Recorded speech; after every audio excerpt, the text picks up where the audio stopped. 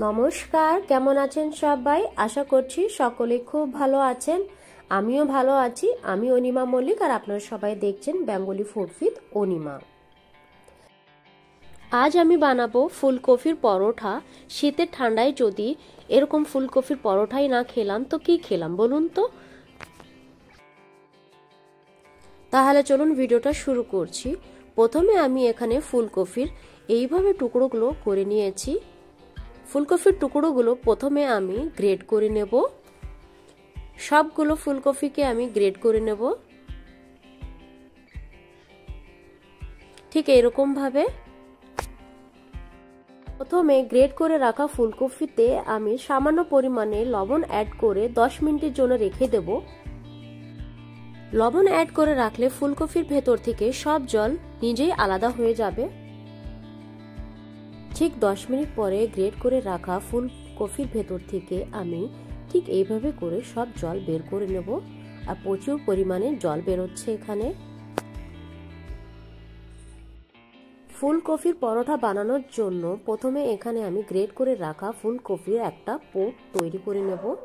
তার জন্য একটা কড়াইতে সরষের তেল গরম করে দিয়ে দিচ্ছি ফোড়নে জিরে, সামান্য পরিমাণে হিং, জিরে পাউডার আর সামান্য পরিমাণে হলুদ আর গরম মশলা। একটু নাড়িয়ে চাড়িয়ে দিয়ে দেবো এখানে আমি গ্রেট করে রাখা ফুলকপি। এখন সব কিছুকে এখানে ভালো করে আমি মিক্স করে নেব। আর গ্যাসের ফ্লেমটাকে এখানে আমি হাই করে গ্রেট করে রাখা ফুলকপিকে এখানে মাত্র 2 থেকে 3 মিনিটের জন্য আমি ফ্রাই করে নেব। তোমরা চাইলে এই ফুলকপির পুটের ভেতরে একটু আদা আর ধনিয়া পাতা অ্যাড করে দিতে পারো। একদম রেডি হয়ে গেছে ফুলকপির পরোটার জন্য পুট। 10 মিনিটের জন্য এখন আমি এটাকে রেখে দেব ঠান্ডা হওয়ার জন্য। আর পরোটা বানানোর জন্য আমি এখানে আটা ময়দা মিক্স করে আটাটা মেখে নিয়েছি। এখন ছোট ছোট লেচি কেটে আমি পুটগুলোকে ভরে নেব ঠিক এরকম করেই আমি সব লেচি কেটে পুটগুলোকে প্রথমে ভরে নেব। তারপরে আলতো হাতে আমি পরোটাগুলো বেলে নেব।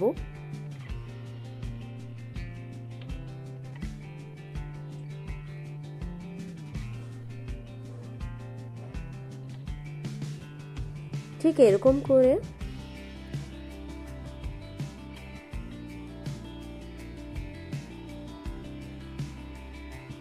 এখন আমি পরোটাগুলো ভেজে নেব।